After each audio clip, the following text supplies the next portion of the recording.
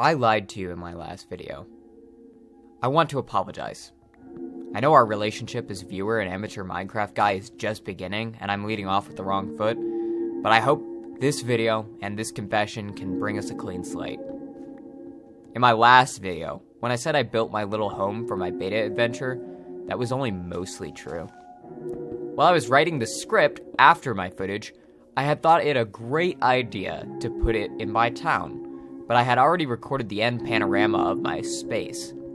So I went back and built it across the river.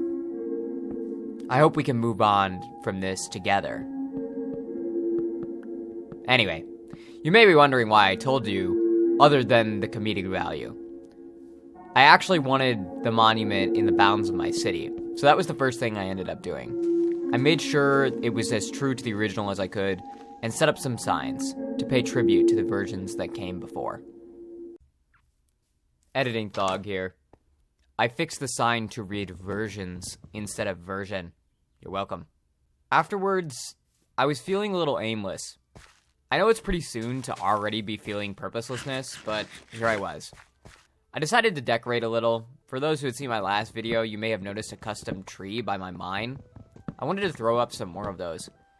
Especially since the day of recording this video, the new Minecraft update had come, adding falling leaves.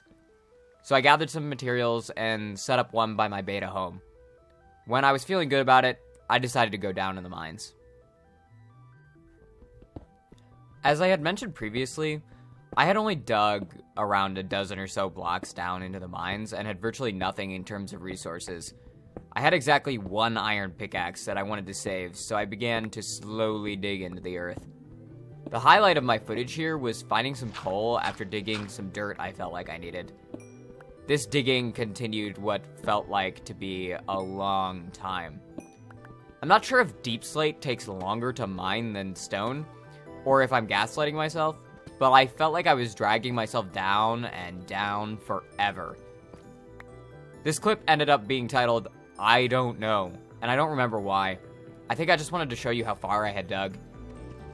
Along the way, I found a bit more gold, and after actually 30 more minutes of digging, I found my first cave.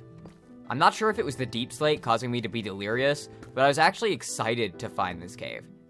I found some redstone, and looked down the deeper tunnel to see if I could spot any easy diamond, but had no luck and had to return to the surface. All the way up. At this point, I decided to make a staircase. I knew it would take forever, but I hoped that the project would have some immediate returns. It was a drag, but I ended up finishing it. Along the way, I found a handful of iron, my first ever instance of off-camera mining. Next, I'll show you my chest of netherite armor. After returning to the surface, I cooked up some iron and went back down. Look at how fast I am. Definitely was worth it. I started picking up some glow lichen for a new potential project, and kept finding places I felt unprepared to explore. Instead, I decided to grab some gravel. I was thinking to myself I could use it in a build or paths for later. While I was digging, I ended up finding my first diamonds of the world.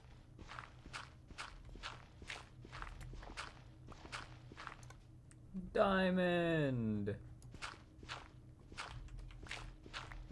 You can hear my excited live reaction, followed by ignoring the diamonds and resuming digging up gravel. I grabbed some more glow lichen, gold, and redstone before finding another diamond and then some more. I came back up to the surface feeling satisfied with my haul and wanted to start working on my first project.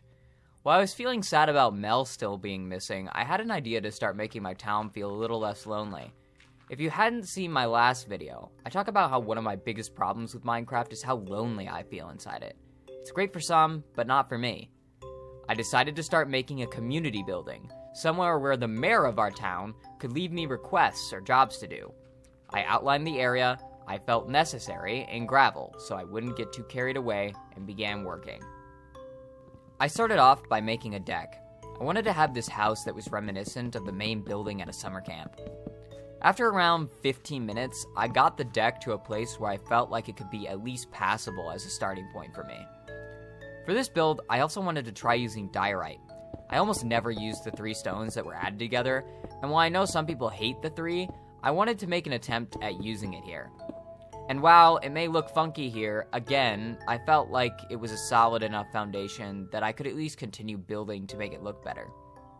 Anyway, while Past Thog works on trying to make this look good, how about we enjoy a time lapse?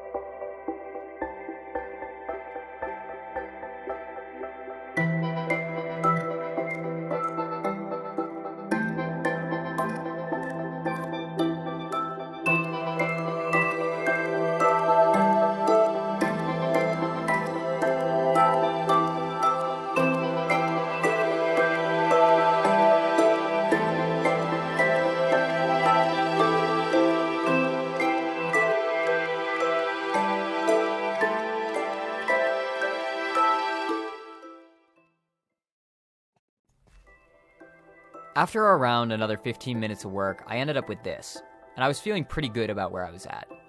My resources, however, were completely depleted. After restocking and a little more work, I ended up with the community center looking like this. I was a lot happier with the build, and personally ended up liking the diorite.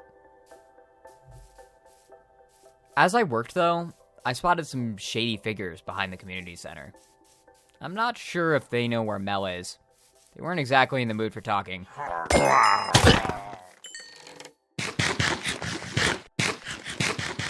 After building a little more and running out of resources again, I had a strange encounter.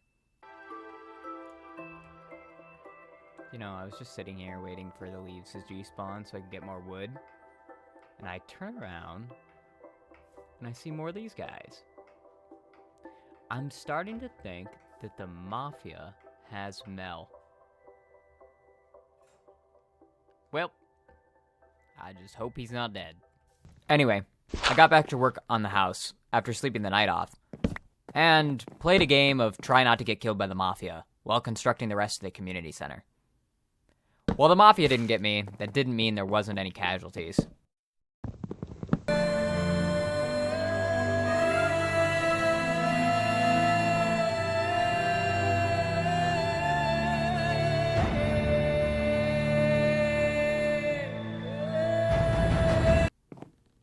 After working some more on the roof, I ran out of resources.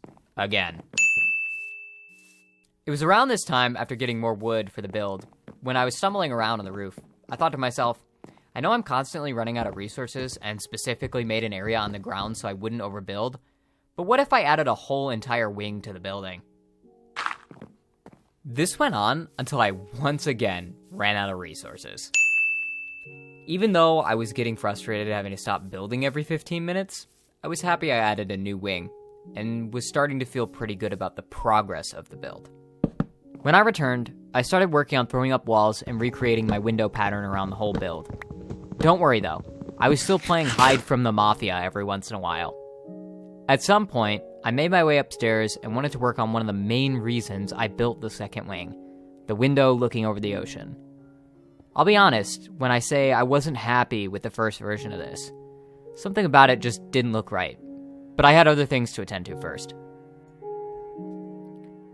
When I took a look outside, I was not happy with how my build was turning out. I had felt good at different points with how it was looking because it was in progress, but it wasn't shaping up to look how I wanted. There was some depth, but I just felt like something was missing, and I was feeling clueless on how to fix it. In the past, I have made palettes for my builds or looked them up to create some depth, but didn't feel like I had access to the necessary blocks to really do that at this point. I just had finished watching a video where the builder was literally just placing random blocks with vague similarity to each other on the building, and it ended up looking good. So I threw some of the only block I felt like I could use for variety: stripped junglewood. Safe to say, it did not work, and I was feeling defeated. In the middle of me trying to figure out some pattern to make it better, I ran out of resources. Again. Here's me crashing out. At this point, I was frustrated and pressured by the mounting dozens of gigabytes of footage that was taking up space. I decided to turn off my recording and work on the build myself. After I came back, I was feeling a lot better. I reworked the roof on the new wing, changed the window to look so much better, and added a stripped log pattern to the rest of the build to add some depth. In the end, this is how the build ended up looking. I knew it wasn't perfect, but I made the goal for myself to just let things be.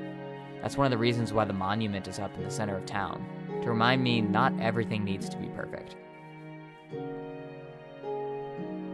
Even if there wasn't an interior, I was... Creeper! Oh, man! Well, there was almost even less of an interior. Anyway, even if there wasn't an interior, I was feeling satisfied with how things were. I just hoped that whoever inhabited the community center wouldn't care about the lack of furniture or lack of an east wing, but that was a future problem. I decided to end the day with some fishing. Part of occupying the world wasn't just building in it, but also enjoying it. I used the only 2-string I owned to make a fishing rod and start the enjoying part. Besides, for some reason I had a feeling that fishing might lead to finding Mel.